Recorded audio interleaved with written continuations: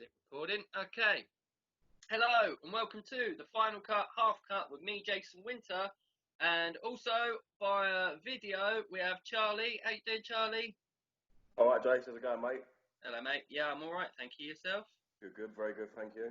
And unfortunately, due to technical difficulties, I'm trying to get hold of Richard Branson just to upgrade your internet, Nick. But you are there, like you're like in space. I'm here in spirit, like emotionally. I'm here physically. No. Right, that. So Nick's voice is in space, and today we are covering Tom Cruise. And the reason why is because it's been announced a murky film project that Tom Cruise is actually making a film in space. So he is fucking, like, instead of CGIing it up, he's actually just going to space. We had the two, obviously, SpaceX astronauts with NASA go up a couple of weeks ago. If this goes out in a couple of weeks' time, because I'm terrible at getting this edited and uploaded to YouTube. Then a couple of months ago, the SpaceX thing happened. So now, going to space is so viable, it's cheaper to send Tom Cruise into fucking space than it is to, like, just put him in a green screen. So, just quickly, just before we begin, Charlie, you've got a fucking great collection of Funko Pops there. I do. Mate? You collect Funko Pops, don't you? I do. I collect all Marvel, mainly Marvel. I've got a few Walking Dead, but I've just got my Spider-Man collection in the background tonight to show off. That is super impressive. So you're trying to get every single Spider-Man? I am. I've got a couple more on the way right now that I've been hunting for quite a while, so I'm excited about them turning up. Should be here within the next week, so by the next podcast, them bad boys will be there too. Okay, well, let us know the Instagram page. We'll tag it. We'll put it up there, and we'll feature you. That's really cool. I like that. Nick, do you collect anything? No, but yeah. Nothing leak. Well, I wouldn't say I collect. It's more that I'm a hoarder, so I just don't throw anything away. Oh man. Okay, that's cool. I mean, don't. I'm the same. I collect, like, what do I collect? Books, by the looks of it. Pardon? Books, by the looks of it. Oh yes, I collect books. Just because I want to look clever, and that's why I'm like BBC News Studio. This is like, oh, Jason knows about films and that. Like, can you see? I'll show you one. Two books I would actually say that actually help with today's podcast. Oh well. Right, one. This is like film book that you want. It's how the bloody 70s changed the world. It's like called Easy Riders, Raging Bulls. It's all about the 70s directors and that. It's about how the sex, drugs, rock and roll generation saved Hollywood. And then, very topical for today, right? I had to buy this fucking film. I had to buy this book. It's a film studies book from like 2013 or whatever. But you always, when you go to uni and they're like, yeah, you need this book for the whole term. And then you're like, oh, I'll just buy this book. And the book's like nearly 50 quid. And you're like, hang on, motherfuckers. But as you can see there, the front cover of it is a shot from Collateral, which is my Fitting. Very fitting. smooth Tom Cruise segue there. The only Tom Cruise film where he plays the villain. And it's, a very decent film. And essentially, this discussion is about Tom Cruise being the fucking biggest wanker on the planet, right? But he's also made some bloody good movies. And, like, I don't think there's not a weirder mainstream cock out there than Tom Cruise. Do you know what I mean? Like, he's fucking mental. There was Kevin Spacey. Well, oh yeah, but they've sacked him off, mate. You can't. Johnny Depp. Yeah. Johnny Depp's quite out there too. Yeah, Johnny Depp. Never get Johnny Depp. Yeah, Johnny Depp's been in a lot of, dodgy news stories. I agree with you. I mean, okay, Tom Cruise, right? Let's not do Johnny Depp just yet, because let's stick with Tom Cruise for a minute. So, I mean, me and me and Nick were discussing the sort of life versus movies thing the other day, and the good films that he's been in. You know, Risky Business, I think, was his major sort of heartthrob role that he blew up in. Obviously, Top Gun, Rain Man, Mission Impossible. Like the guy's banked some serious like brands and some serious franchises, like more than nearly any other actor. Yet I still don't like it. Like, there's multiple films that I like him in. There was Vanilla Sky, like Minority Report. Nick, you were saying how good Edge of Tomorrow was. Yeah, Edge of Tomorrow is incredible. Yeah, It's also called Live, Die, Repeat because they didn't really know how to do a poster. But right. yeah, Edge of Tomorrow is a great film. I was gonna watch it. What was it briefly about? Quickly, it's about he keeps on. He's like, So uh, it's based on a book from Japan called All You Need Is Kill. I'm pretty sure. And right, basically, there's like an alien invasion. He's like on a beach. Basically, it's like a D-Day scenario, and he dies, but he just keeps on reliving the same day over and over and over again. So he keeps on like changing it in different ways. It's actually a pretty solid film. have you seen Christopher Nolan's Memento? Have you seen Memento? Either of you? I saw it ages ago. I can't really. I remember it ish. Yeah, yeah. It's a similar idea. Like the guy has a 1 day memory, and he's trying, and the whole thing works backwards. I think Tenet, that's coming out, is it next year? That's going to be linked to um, Inception, but it's going to have a similar thing to Memento, which is the same kind of Groundhog Day trope, which is like, but this guy is like every time he goes to sleep, he wakes up, his memory's wiped, so he has Yeah, to all of the different clues to the crime that he's trying to follow. I think his wife's been murdered or whatever, and his memory's because he's got all the tattoos on his body, all about like yeah, don't trust yeah, and yeah. stuff. There's a similar trope to Edge of Tomorrow, but I will watch that. I mean, yeah, just going back. I mean, the guy Tom Cruise made Eyes Wide Shut as well. Brilliant a Stanley Kubrick film, famous for being the longest production of a film ever, like over 400 days.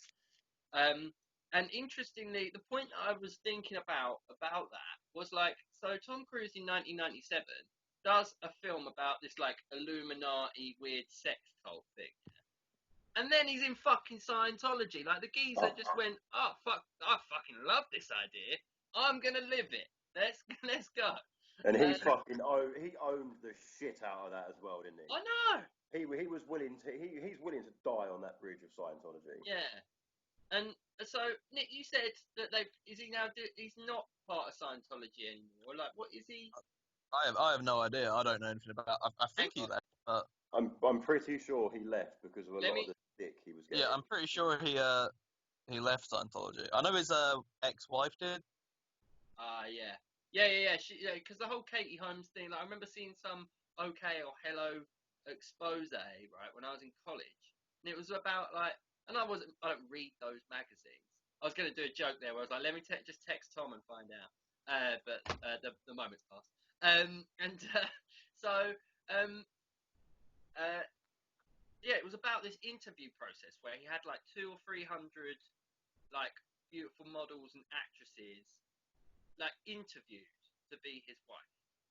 Like and like yeah, there's reports that like he had this like like this interview process. Like Tom Cruise is so rich and famous that to be his wife you have to go through. It's like a fucking job interview.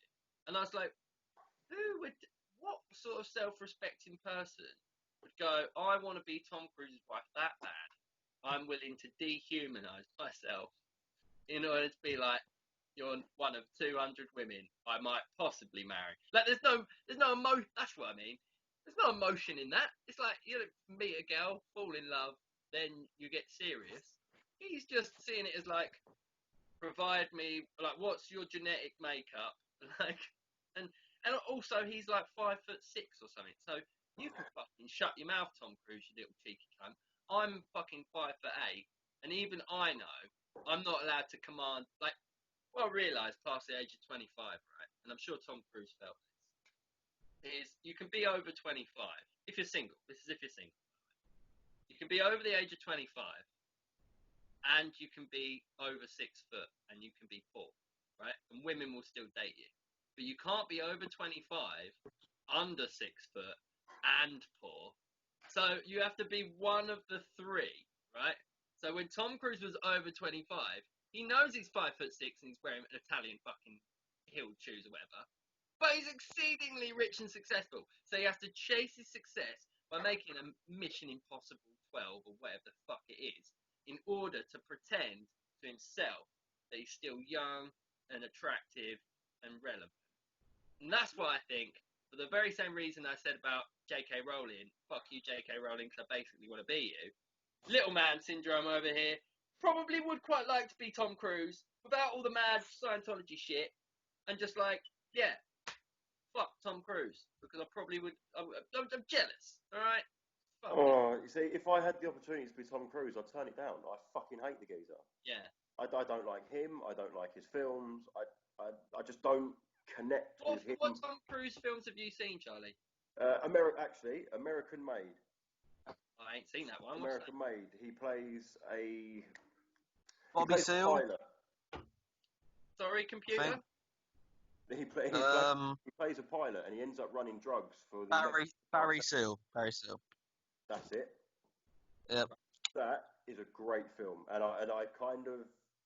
I'll write that down. I'll watch that. Yeah, definitely check that out. It's a very good film. Okay. Very good film. Because I'm excited to see. Like, I saw the new Top Gun trailer, and the way they've shot it with actual fighter jets, yeah? Like, because I've got bored, me and Nick have gone over this many times about shitty CGI in the past, and I will do a live comparison of a couple of films later on about CGI cost versus what it would cost to go into space. But, you know, I do quite want to see that visceral, you know, filming of, like, jets, even though it's fuck Tom Cruise. Like, I kind of want to see that technology, the epicness of those planes on screen. I like that idea, but you know, Tom Cruise's whole approach to the whole stunt thing, how he likes to be, you know, I've done every stunt for Mission Impossible. When he broke his ankle jumping off a building, fair play to the geezer. If you're actually jumping out of a plane, or as we're, you know, sort of framing this today, going actually into space, then obviously I have a certain level of respect for him. But for some reason, he's not likable. And I've watched every Graham Norton show, because, you know, this podcast goes right, and Graham Norton gets a bit older. Oh, hello. Yeah, anyway, yeah. Delusions of grandeur there, lads. Delusions of grandeur. Yeah, but, like, he just comes off, like, as much as he's, like, always smiling, you know, he signs everybody's thing. You know, the fucking tabloids always used to say, Tom Cruise spent 2.5 hours on the red carpet signing every single person's thing. For me, he is the most successful, apart from, like, Jeffrey Epstein or Harvey Weinstein, yeah, like, proper bastards, he is the most successful sociopath in Hollywood. Like, that's how I would characterize him. And that, if we want to take a clip of that and fucking tag Tom Cruise on Twitter, like, fucking come at me, Tom Cruise, put me in Mission Impossible 13, I'll blow your fucking shit up, you cunt. So, like, I don't care. Tom Cruise is fucking mental, and it doesn't matter how good Rain Man is. It doesn't matter that Eyes Wide Shut is a masterpiece. It doesn't matter that he's made fucking billions upon billions of dollars for Mission Impossible and Top Gun and fucking all the rest of it.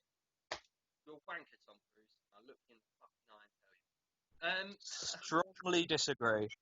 So you don't think Tom Cruise is a wanker? Of course he's not that bad. I mean, he's definitely crazy. All right. But I love him. He's great. Justify, you know, PQE, mate. You made your point. Back it up. Well, if we're going by, like, not liking people based on, like, who they are, yeah, then I'd say Tom Cruise is one of the lesser villains in the world. Like, Roman Polanski, like, nearly killed his wife. Christopher Reeves definitely killed his wife, I think. He there's something about him. I can't remember. I need to check. I need to look this up. Yeah. Hang on. He got paralysed, mate. He was Superman. Come on, yes, He did something. He did something. Who had in Pulp Fiction? Who shoved a watch up his ass? Oh, Christopher Walken. No, Bruce Yeah. Willis. Christopher Walken. He definitely killed someone. No, Christopher Walken. Yeah, he did. Legend. Yeah, there's a story about him and another dude on a and someone's wife walked in and they may have killed her. Woody Allen is definitely a pedophile. Alright, yeah, Like, Woody Allen. everyone's awful. They're all awful, and he's just visibly insane. I don't think that's that bad compared to everyone else. All his insanity's at the front. He ain't hiding it. Yeah. That's the thing. It's like if something bad had happened to him, we'd have heard it, and everyone would believe it. But nothing's really come out other than he's kind of weird. All right, Nick makes a controversial, but he's not made a bad film. I've never left a film of his going, that was a waste of time. I've always I have one of those films that is a waste of time. Oblivion. Which one? Oblivion. The best part in Oblivion is where he punches himself in the face. I will give you that. Oblivion ain't great.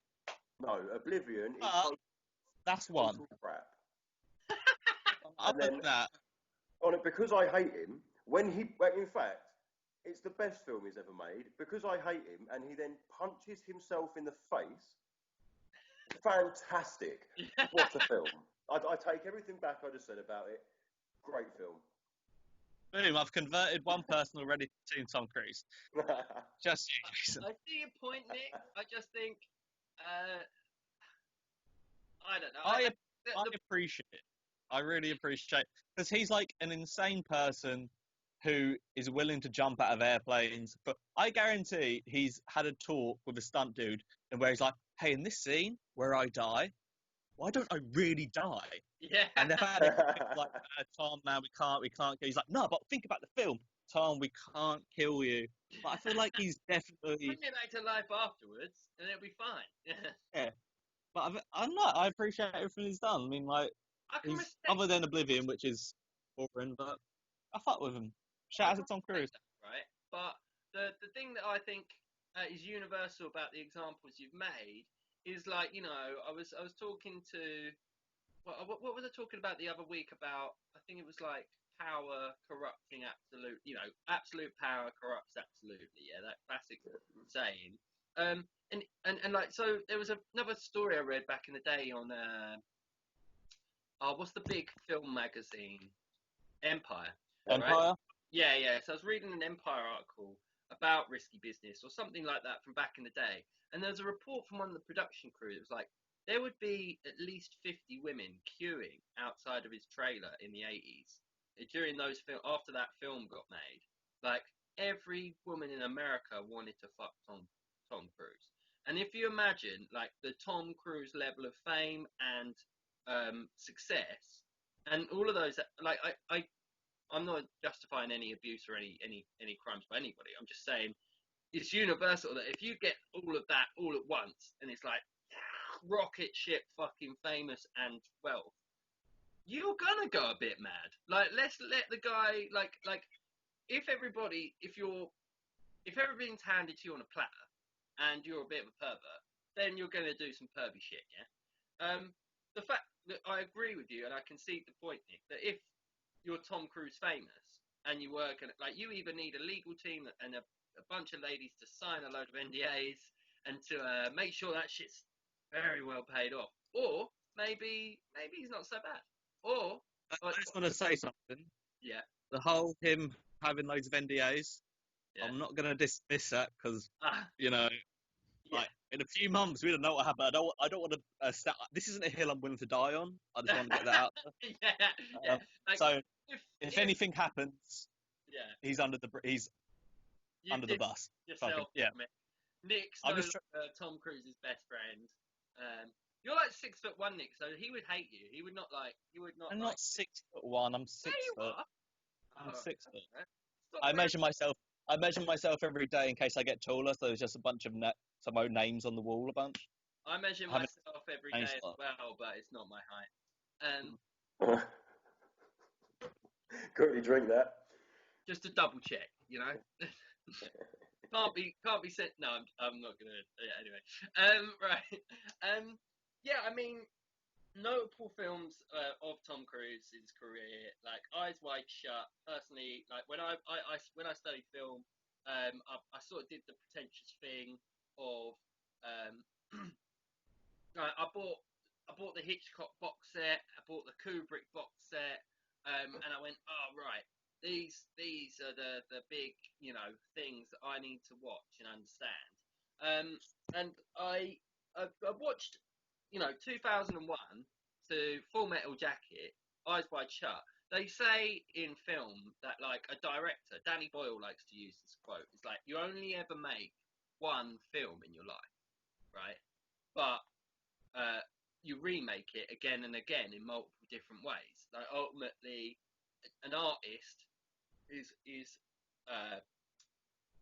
fueled by the things that he's passionate about, and that will come out in basically the same way because of the human consciousness. That's his argument.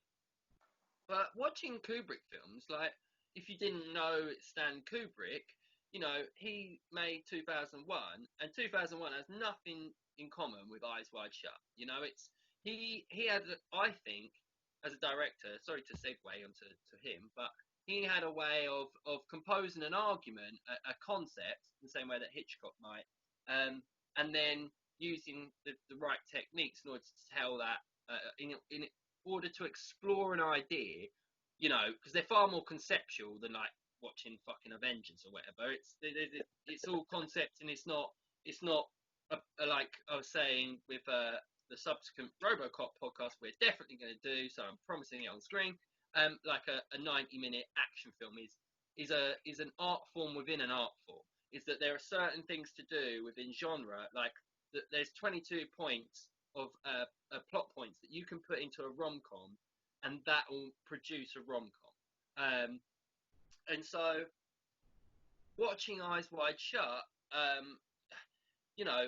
again, like with a more personal approach to the filmmaker, when I was a film student, watching that, I don't really hate Tom Cruise in that film because I was thinking about. Aha! You said it. I win.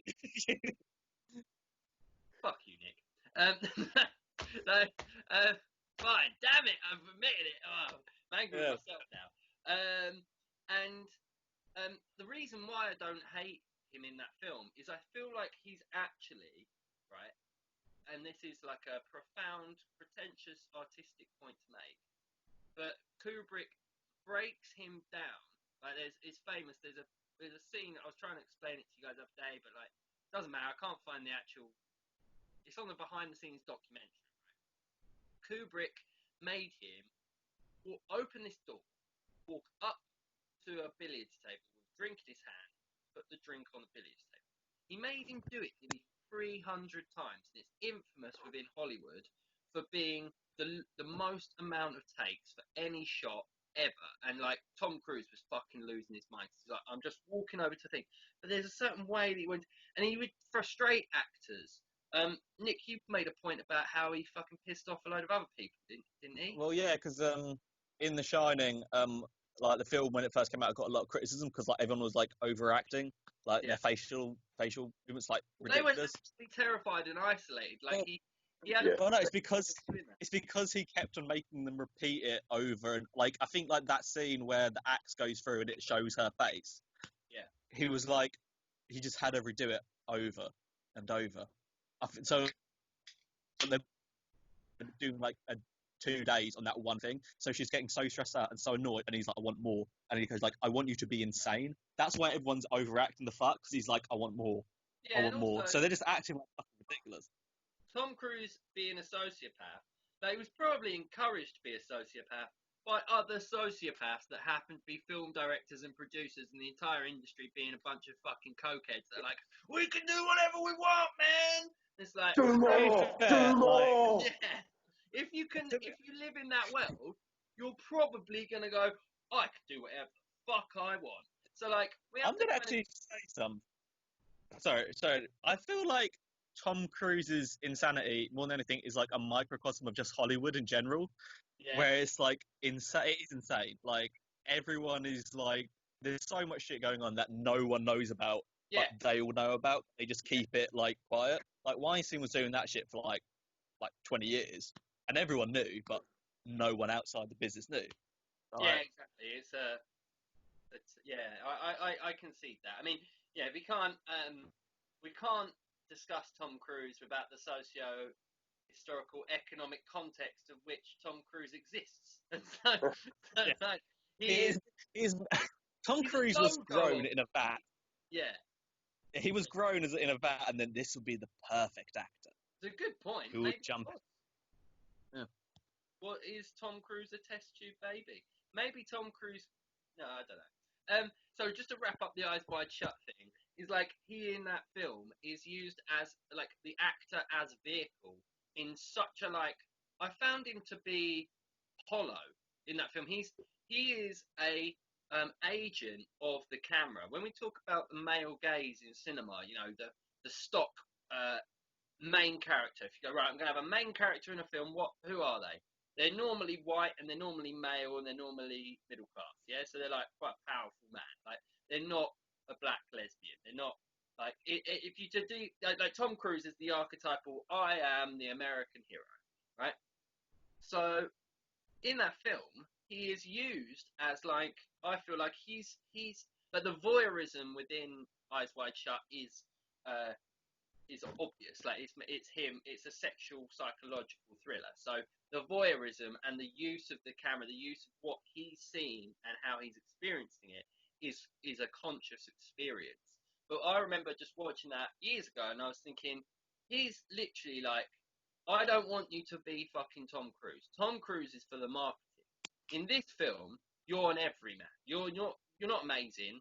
You're just a person experiencing this like conspiracy, this weird thriller situation, this underworld. And it's interesting that, you know, he's been acting for 20, 25 years at this point. He does Eyes Wide Shut, which is about that closed world conspiratorial elite that is shagging whoever they want and all this power. And then he is just like, well, I can probably make a film satirising that. It's like the RoboCop point I made the other day. You have to satirize it, and then you can fucking just go and do it. Like you can just go and do the thing you were satirizing. Oh, I made loads of money out of this satire corporate America. Here's a load of fucking cartoons and merchandise. Go and buy your own RoboCop toy. Like, and that's what Tom Cruise essentially did in the noughties and beyond. And now he's had a massive backlash where he's not making any money. And he goes, all right, just let's go back to the corporate image. Fuck Scientology. So, I don't know, but still, fuck Tom Cruise. I mean, Again, strongly disagree. oh, Nicholas, come on, man. Like, can you not at least see what I'm saying? Like, can you, like, I completely. I agree. I agree with everything said, but he's a dude. You know what I mean? Like, I wonder what Tom Cruise is doing during lockdown. Like, what the fuck is he up to right now? I have a feeling he's in like an oxygen tent or something. He's doing something mental. Yeah. He's in Like- cryo fucking stasis, like just frozen. Yeah, I can't preserving get any himself. older while I can't make any films. Just trying to get a new creature film made. That's all. I bet you Tom Cruise, if there was a cloning like thing, like eugenics, like if there was a thing like that, like you reckon when Tom Cruise saw Captain America and he was like, hang on, you could take a 5'6" geezer and then turn him into a super soldier. That's what I always wanted to be. Well, he did like- that. He did that No, in he a. didn't. No, he did. No, Oh, in Jack Reacher. In Jack Reacher. Oh, yeah. No, yeah. But So there's all Jack these- Reacher is supposed to be like 6'4", Exactly, yeah. And, and Tom Cruise is like, I'm playing that. yeah. Tom, you're not 6 foot. I'm playing that. So the like, I want to say he's standing on crates. I don't think it's that bad, but like they shoot everything to make him look taller than he is. They shoot everything, so that he's taller than he is. Like, I was like, if I did become an actor, at least there's a blueprint if I do want to be an action star, because it's like Give me the Tom Cruise crates. Like, do the Tom Cruise thing for me. I'm only 5'8". Like, come on. So you would just be running everywhere, just running, just be running. Running all the time. Yeah, it's just. Yeah, I mean, and also, right. So we had this discussion. What is 1.7 meters in fucking? Hate Google. Google, if you're listening, which you always are. I don't actually hate you. Please sponsor our podcast. Tom Cruise height 1.7 meters in feet is. Oh, for fuck's sake! He's taller taller than than you. 5'9". He's 5'9". Apparently, he's taller than me. I don't buy that. I don't buy that for a fucking minute. Apparently, yeah. No. Oh wait, I read it wrong. Sorry. He's 5'6.9". He's nearly 5'7". I am 2 inches taller than Tom Cruise. Sorry. I bet you use like put the 0.9. Yeah. I bet you No, you're Google to be like. Look. I'm nearly 5'7", so Yeah. put that there. So another interesting thing, like just like kind of industry-wise, is he was part of Warner Brothers. So we have this massive, like the plays of Disney, of Netflix, of all of the like streaming companies, and the way that, if you consider like the golden age of Hollywood, was known as the 5 studio system. So we had Universal, Paramount, MGM. Sony. No, before Sony's from Japan, isn't it? 20th Century Fox. Yes, 20th Century Fox and so Paramount, Universal, MGM, 20th Century Fox, and Warner Brothers. So they were the big 5. And now, obviously, we've moved to the digital streaming model, the way that like films can get released, and the big players in the game. The biggest is Netflix, Disney Plus, Amazon Prime, and then we have a mixture of what, for instance, Universal's the big one now that had the row with the cinemas because they don't have any streaming. They're owned by ABC, I think, which also owns MSNBC, and I think they're owned by AT&T. So basically, the internet providers now own the cable in America, the TV that we have over here, and the traditional studios, right? So Warner Brothers tried to play against Netflix and against Disney/Marvel with the Dark Universe franchise. So do you remember that, Charlie? Me and Nick. Yeah. Yeah. So Dark Universe franchise was meant to take classic horror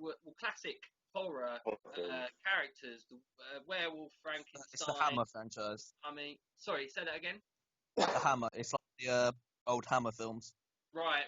Yes, yeah, but like taken big time, yeah. And I saw that straight away. I went, okay, ain't gonna fucking happen. It's like no one cares. Like no one cares. It's like why would like Van? Sorry, Nick.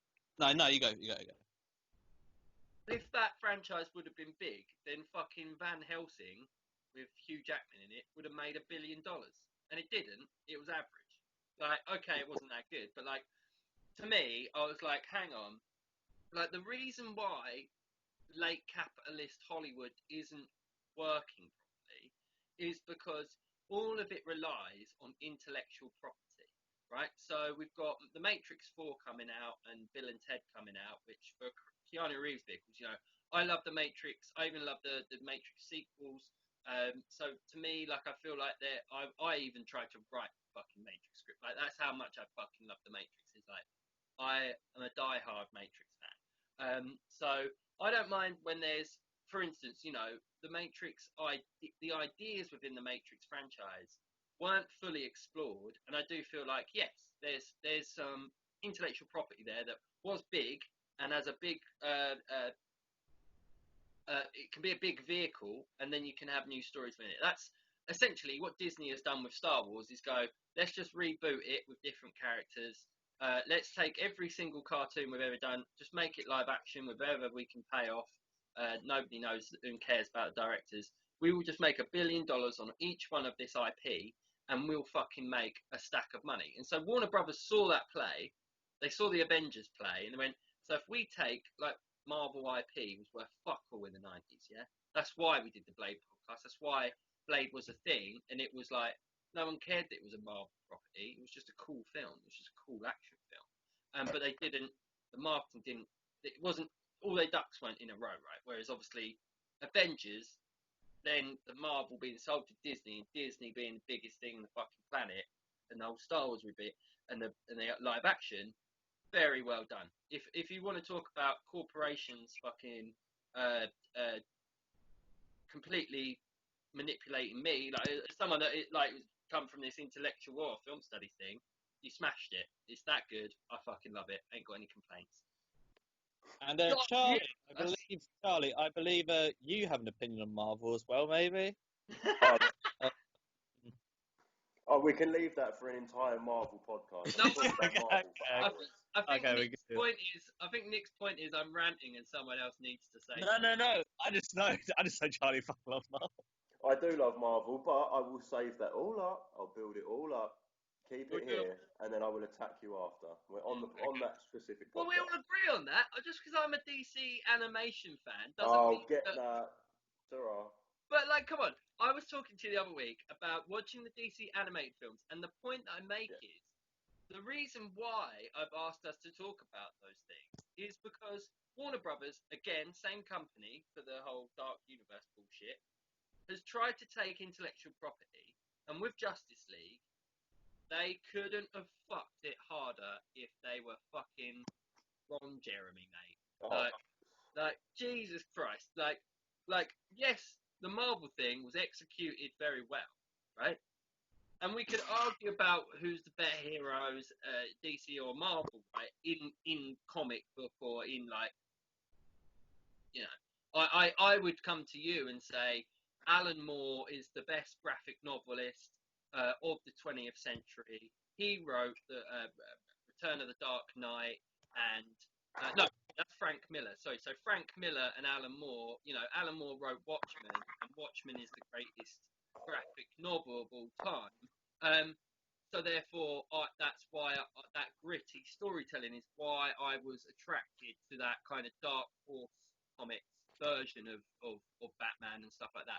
And obviously Christopher Nolan then incorporated those kind of realistic tropes into the Dark Knight series. But anyway, right, the thing that I want to talk about here is yes, your franchise is, like we went through last week with the greatest franchises of all time, the most successful film franchise ever, right? The things that they did corporately and creatively are groundbreaking in terms of a cinematic universe. And the same reason why I hate Dark Universe as I hate the Justice League fail boo is because they were so slow. They were so like Marvel was an organic, right? We've made Iron Man. Like they separated. So Marvel Studios, yeah, was created in order to make Iron Man. They saw the success with Sam Raimi's Spider-Man, and they went, we can't be fucking letting Sony make all this money off of our shit. Like, they bought Spider-Man, but like we're not giving them the Avengers. And then they saw the actual catalyst for it was Batman Begins. None of the Avengers would have. The reason why I say to you, Charles, is Marvel Cinematic Universe would not have happened without Christopher Nolan. Because Christopher Nolan took what was Batman Returns in 1997, a dog shit fucking Joel Schumacher produced piece of shit with Uma Thurman, Arnold Schwarzenegger, and all the rest of it, right? And he went, no, we're going to strip this back.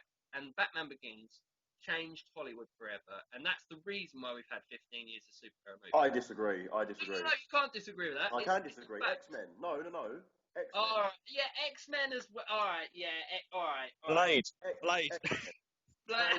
Changed the superhero game in Hollywood. It changed it. Yeah, it gave people a different perspective on superheroes. Also, Bryan Singer's a bit dodgy as well, so that's not.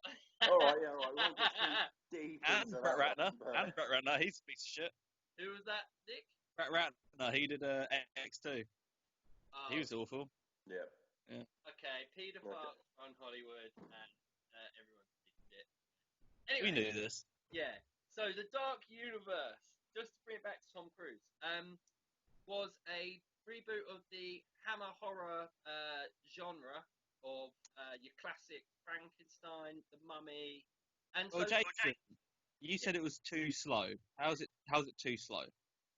I mean, in the sense that it just felt like I meant with Justice League, like they were too slow to sort of incorporate all the right elements instead of like just sort of it just felt like everything's really clunkily brought together, and then what you're trying to do with the Dark Universe is they said, oh well, we're going to do a contemporary take on these classic Hollywood horror characters, which really, you've got Mary Shelley's Frankenstein. Like Frankenstein, have either of you seen the one with Robert De Niro, directed by, who directed Thor? Branagh, Kevin Branagh. Yeah. So like proper Shakespearean actor, and he, I like the Mary Shelley's Frankenstein, the '90s Frankenstein with Robert De Niro. Like it's really '90s and it's a bit tacky, but it's quite good. And I was like, so I haven't seen the original Mummy, like the Tom Cruise Mummy, but he made one in the '90s millennium, didn't he? And that's why they brought him in to make this other Mummy reboot. Is that correct? What? No, he wasn't involved in that. That was Brendan Fraser, wasn't it? I was going to say, you're talking. Have you not seen The Mummy? I haven't seen The Mummy. The Brendan franchise, The Mummy. No, the '90s one. No, the geezer from what else? George of the Jungle. Yeah, that guy. You've not seen that. Watch out for that tree.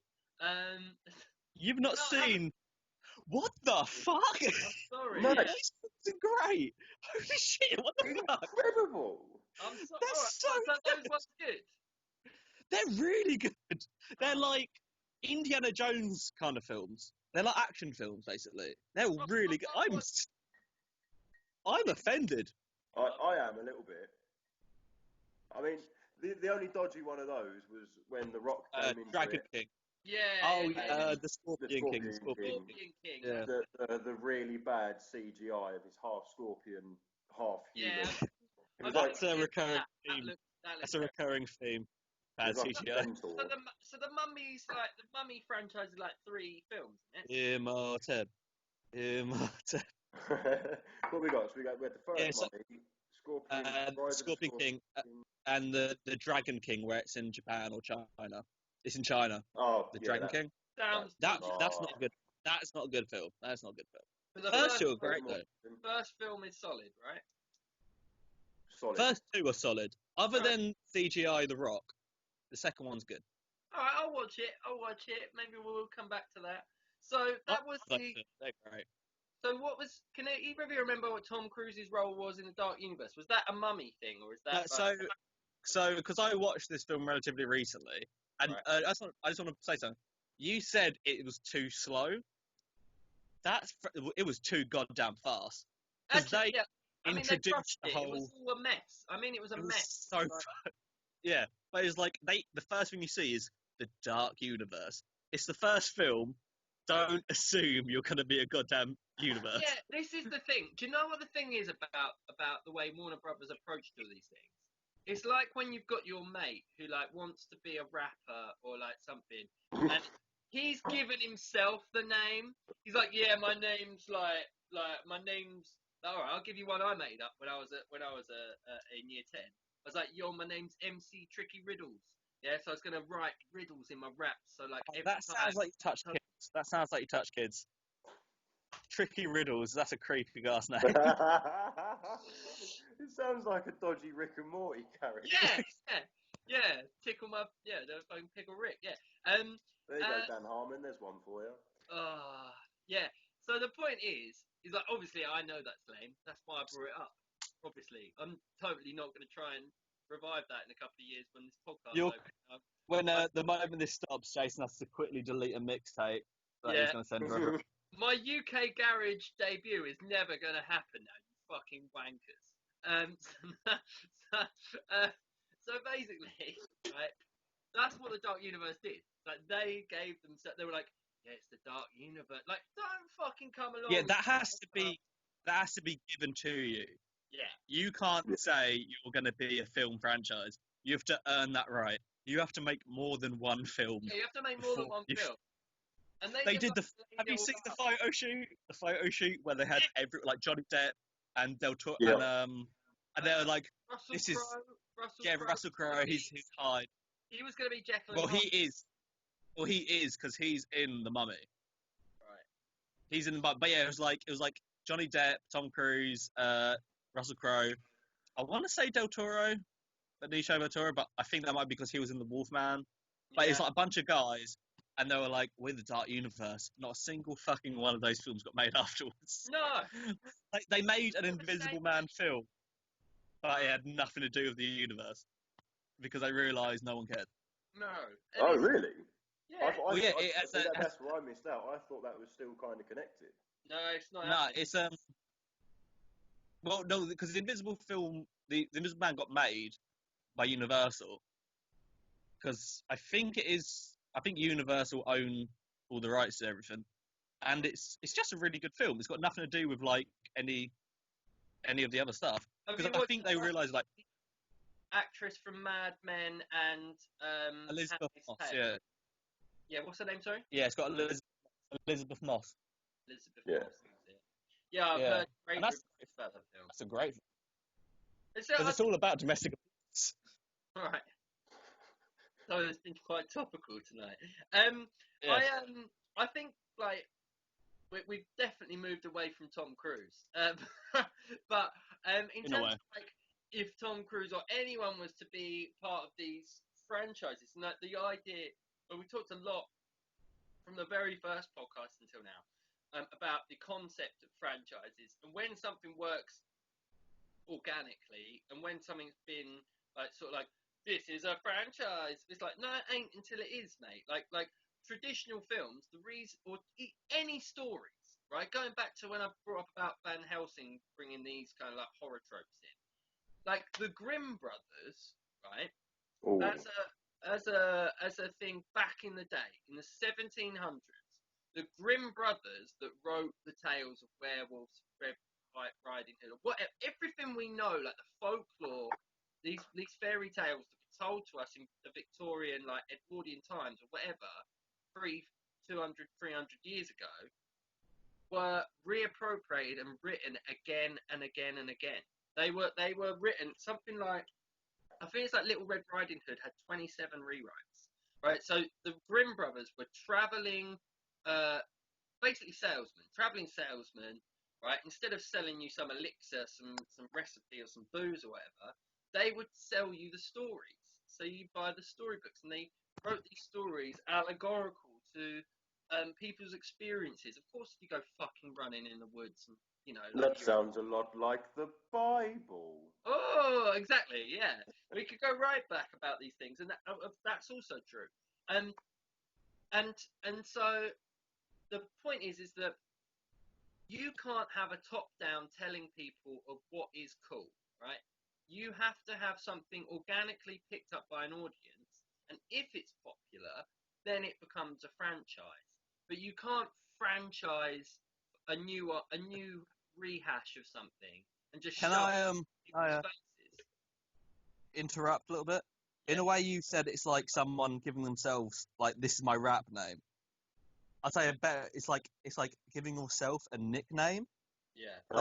Like a nickname is given to you. Do not like if I was like, hey, everyone calls me Hawk. No one will call you Hawk. They'll call you like they'll go like, do you want to be called Hawk, Nick? No, God no. I hate. But it's like if now I'm gonna call like you every time. We got fucking White Hawk on the phone. Fucking. I mean, but it's like, tonight's podcast. You have with like White Hawk. Yeah. White Hawk Wolfham works very well on the mic. But it's like you have to be like, people have to like it enough to give, like, if you have to do something, be like, okay, that's your nickname. You can't say, hey everyone, this is my nickname. Fuck you. We'll call you what you want. You can't say we're a franchise unless people actually like you. Like, Star Wars probably if no one gave a shit about the first film, it wouldn't have been a franchise. Exactly. People really Very enjoyed true. it, It was so the it became a highest franchise. selling film of 1978. It was go and watch that, The Making of Star Wars, and like It's so, like, it you blew can me plan away. it out. Brilliant Like, documentary. Empire of Dreams, when they're talking about it, like George Lucas knew what he wanted, and then all of the production are like, yeah, we didn't really know what we were doing, we were messing around, and it's like, oh yeah, and we didn't have the music, and then I think we covered this on the Star Wars podcast, but like when this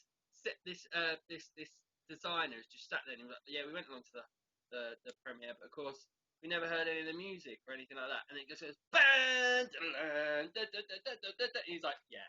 I cried my eyes out.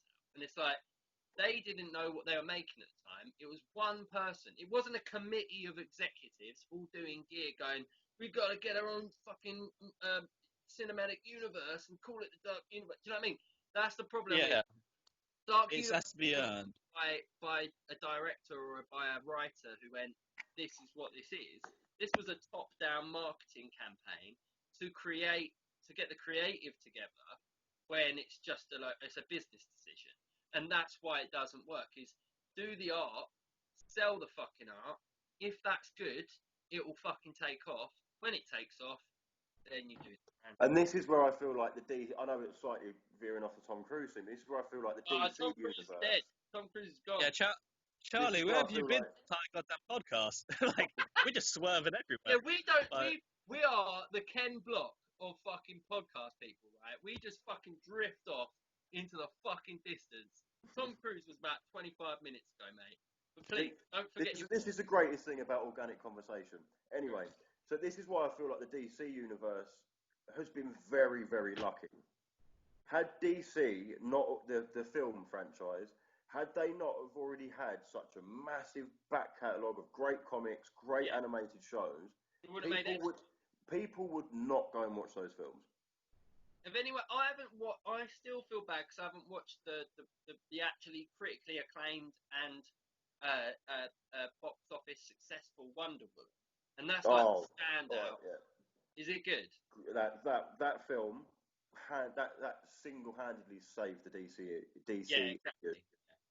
But like, Aquaman didn't do too bad. Obviously, Jason Momoa is massively popular with a lot of women. Yeah. And me. And you. Oh, you'd like to feel his trident as well, eh, Nick? You know? He was in Game of Thrones. I'm allowed to love him. Yeah. He was. Carl Drake. No, wait. No, yeah. Khal Drogo. Yeah. Drogo. Yeah. Okay. So that's some franchise stuff. I'm gonna have to tag on in the title there. Tom Cruise is going into space, right? We've got to the point we are in the year 2020. Donald Trump is president and the most powerful man of the free world.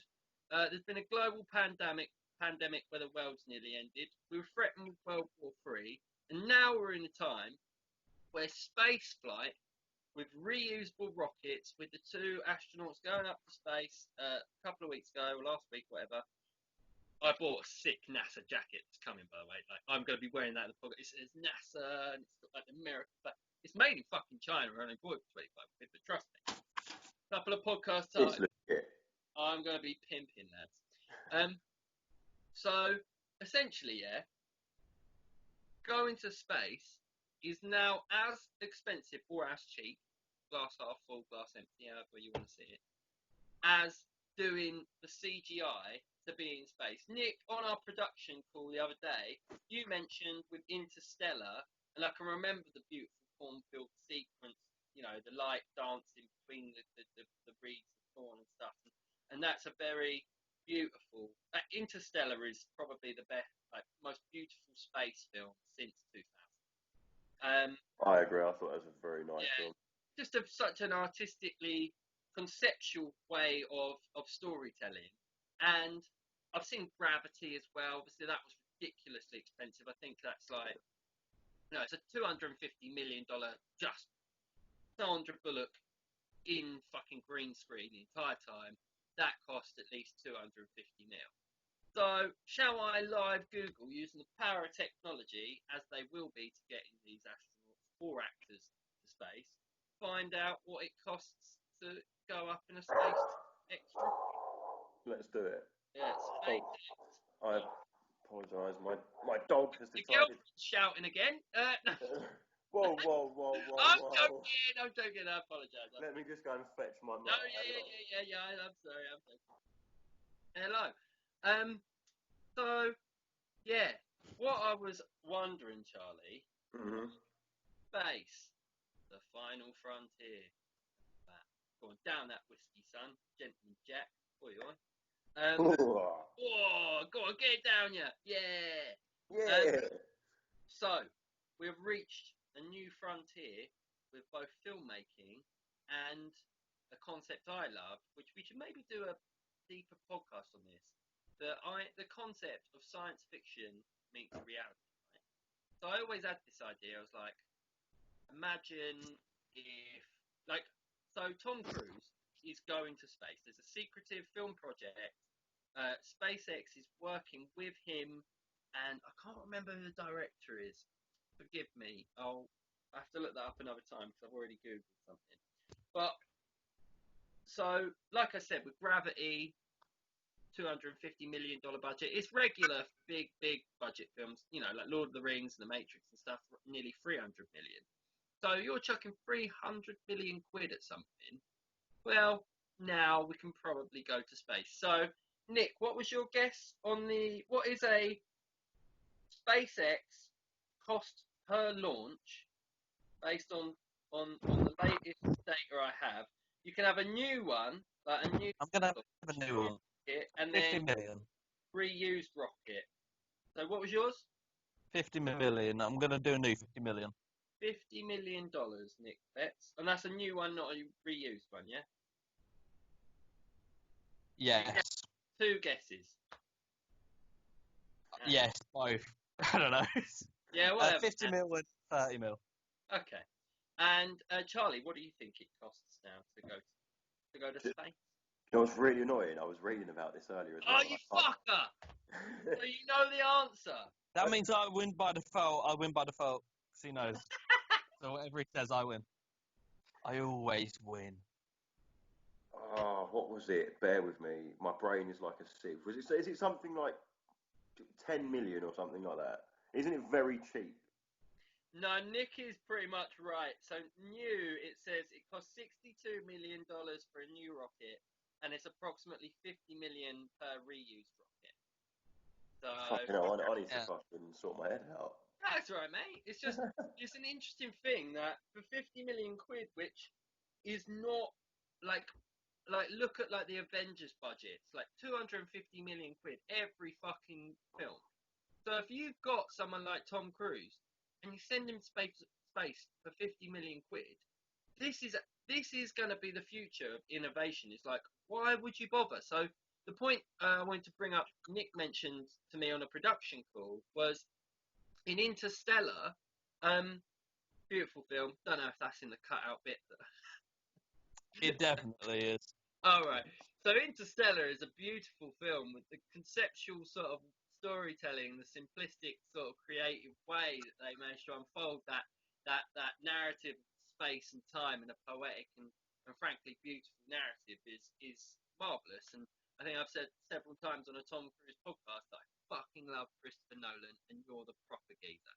He ain't a pedo, he ain't a pervert, he makes proper fucking films, he gets fucking on with it. So good for you. Yeah. Anyway, and Nick's point was that he could bring up himself, but I'm already steamrolling. I'm going to let you have that. I'm going to let you roll. It was cheaper to buy a fucking cornfield than it was to CGI a cornfield. So they just bought a cornfield and then they sold the corn off and then they fucking made a bit of money back. So like, this is the cornfield concept. Like, but in like they're going to fucking space, mate. Like we've got to the point where we can just go to space instead of chatting shit about space. Is that cool, whether or not it's Tom Cruise or not? There you go. That's super cool. Yeah. It's incredible. It's fucking groundbreaking. Yeah. It's just a shame that Tom Cruise is the first one to do it. Yeah. It's a shame it's not Robert Downey Jr. or... Yeah. Oh, they could have filmed him as Iron Man in the actual thing. Oh. But they couldn't. Imagine the first Avengers film. A sequel to Dr. Dolittle in space. That would have been fucking great. You're right. That would have been great. He talks to alien animal. What happened, Robert? What happened? Why had it all? Film. I don't get it. Sorry, I missed that point. What was that? Zeros. A lot of zeros. Yeah. I mean, the Dr. Dolittle film, just briefly, Charlie, you a fan of Iron Man being Dr. Dolittle? I was. Terrible. Yeah, the reviews were awful for it. I haven't seen it yet because obviously the whole COVID thing shut down the cinemas and whatever else. I didn't know it came out. They still release it even though it wasn't in cinemas, or... I don't fucking care, actually. I don't... No. I literally don't fucking get... Nick, you're derailing this more than usual. Normally Nick's like, we need to talk about the plot more, stop derailing this, and like, Nick, fucking help me shovel coal on this train and stop fucking trying to steer it off the bloody... Yeah. I've adopted the chaos. Pardon? I've adopted the chaos. You're an agent of chaos now, mate. You were born in the darkness. Yeah. Right. Okay. Dark Universe done. I mean, Space. I don't know how they're going to film it, but it's obviously... Gravity won all those Oscars for the sort of groundbreaking way that they managed to shoot that mixture between, the stuff she had to wear in the green screen, all of that, and it was groundbreaking. I understand that. I don't think any of us really have any idea how they're actually going to film it in space. No clue. I wouldn't even like to hazard a guess. They're not going to tell us until they do it because it'll be a part of it's a bit like the wetter digital stuff. Like, so Avatar, James Cameron's Avatar, when they made that, I read all of that. Do you think in like 20 years they're going to be like people going like, that film they shot in space on the moon, film they shot on the moon, never actually shot it on the moon. There was a sound stage they filmed it on. Yeah, they never landed on there. Yeah. I think that will happen. The Stanley Kubrick filming the moon landing. He filmed the landing. How much do I have to say this? Can you imagine Stanley Kubrick? Like, we already covered how many times he made his stuff. Of all the people to get to film, yeah, they why Stanley Kubrick on the moon for one shot? Like, just like one step from man. No, I want your foot to go like this, and he's like, "I'm in anti-gravity, you motherfucker," and he's like, and it's fucking Buzz Aldrin's losing his shit, and Stanley Kubrick's like, "Oh no, it's a fuck off. You're in a YouTube conspiracy. You found us by some virtue of an algorithm. I want to look you in the eye and say, you're just as much as a piece of shit as Tom Cruise. All right? So don't you fucking get back in your... I smoked a joint, been on YouTube and found myself in some terrible situations. And I don't want you to be in this one. So see you later. But no, so, right. I have no fucking idea. But let's not get into a debate about Tom Cruise in space. Apparently it's going to happen. We'll do a part 2 when he has actually been in space. He might die. He might die in space. Like, it's very experimental. Like, that's creative. Like, I don't like Tom Cruise, and he's doing something very fucking risky. He could die, and I wouldn't hate it.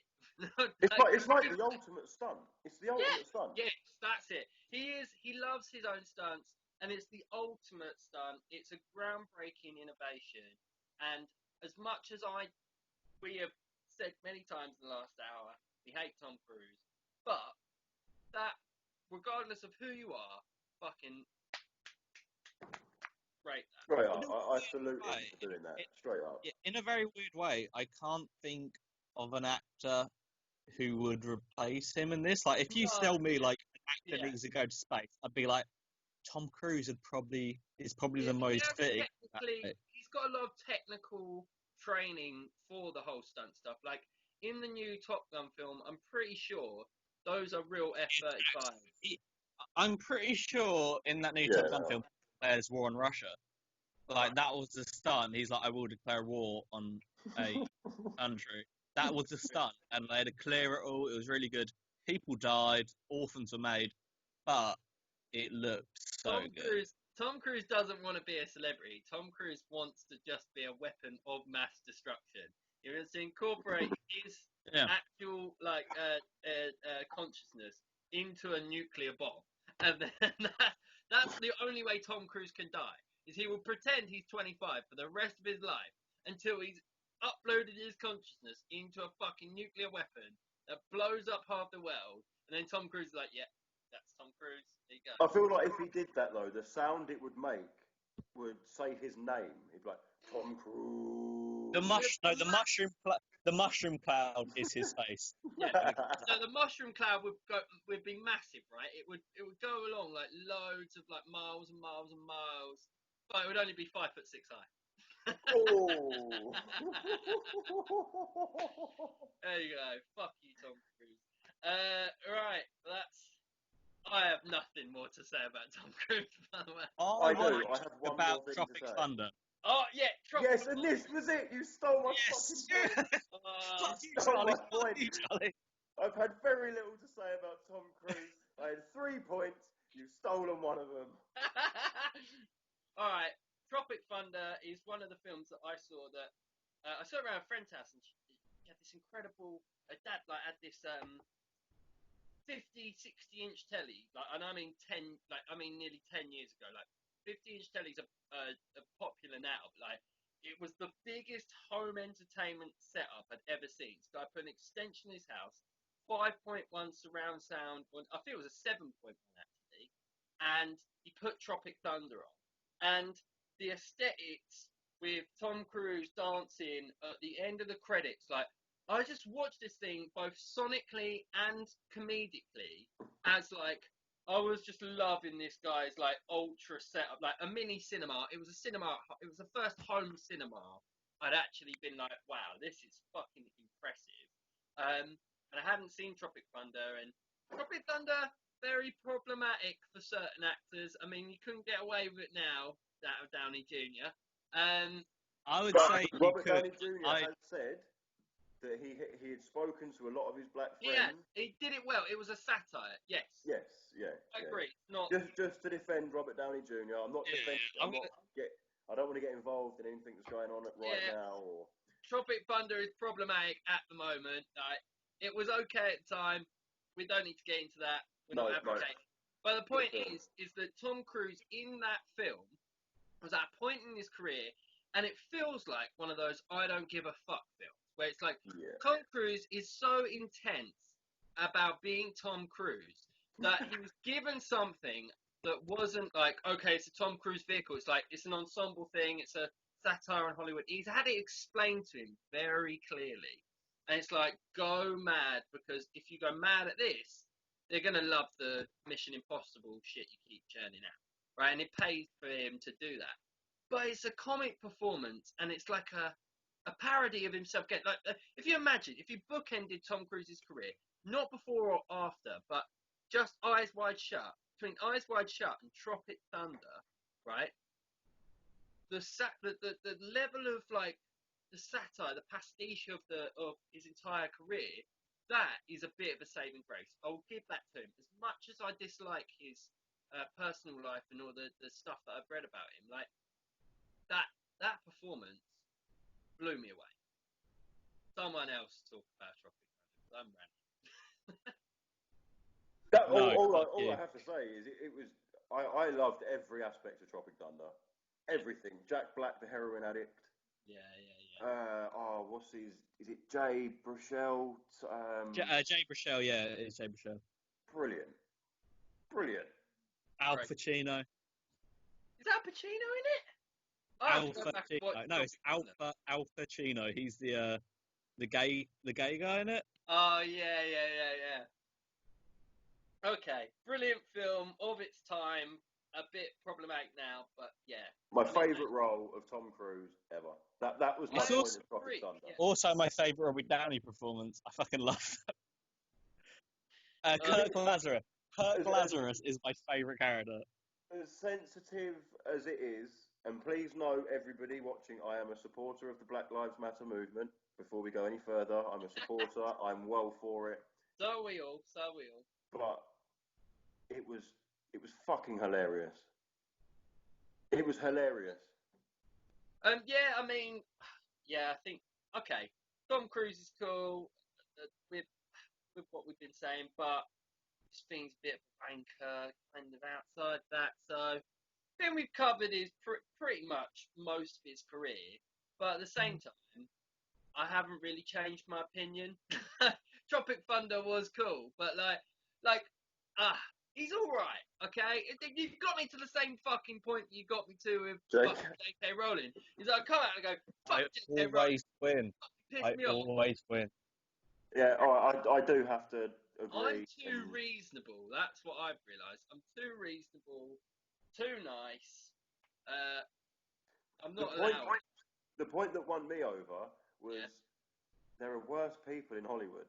Yeah, Tom Cruise wears his crazy outside. Yeah, he wears it like a suit of armour. Yeah, I'll give you that. Yeah. I mean, nobody else. I can't remember anybody else jumping up and down and Oprah's fucking. But he's become such a meme as well. Do you know what I mean? Like, imagine your life becoming that far removed from reality. Like, you don't even know what your role. Do you know what I mean? Like he must be like. So Tom Cruise is out there with all this money and the films and the brands and whatever, and then there's just him as a person. Like right now, like I was joking about the quarantine thing. Yeah?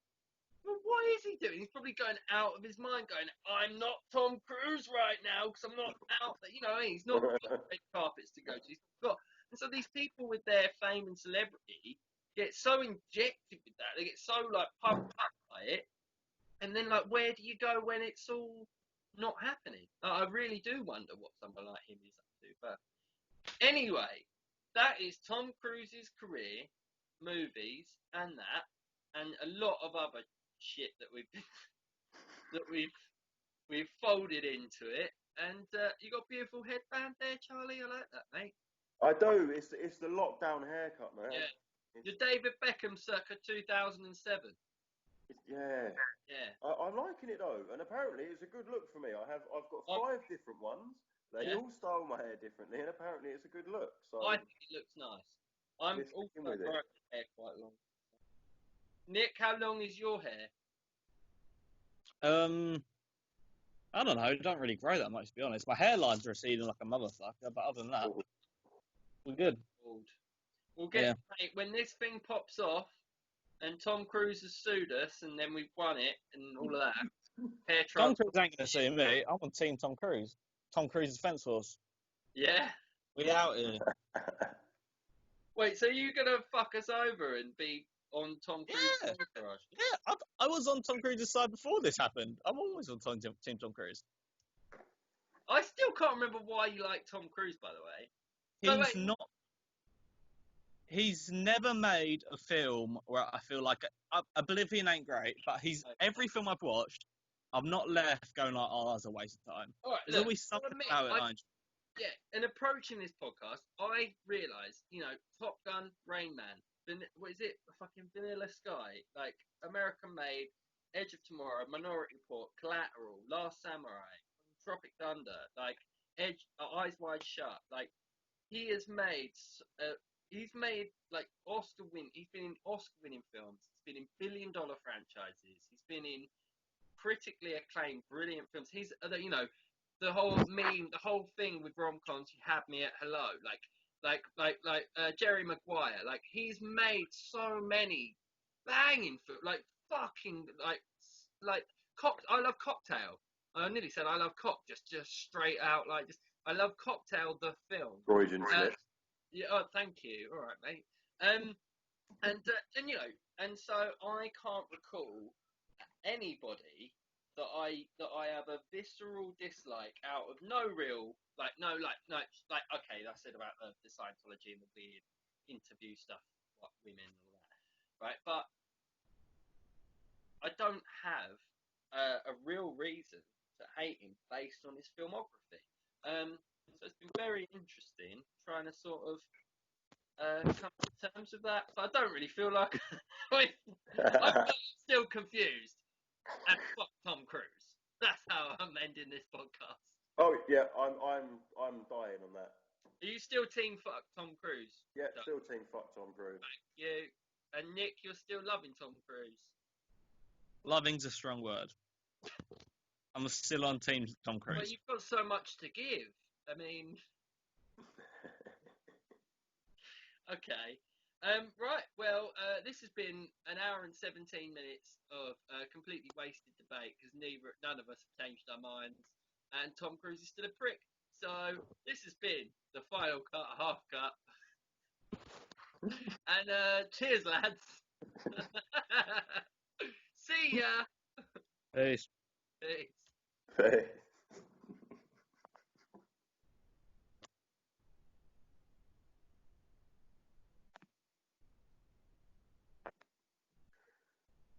Oh, I thought he was going to stop it, but then continue.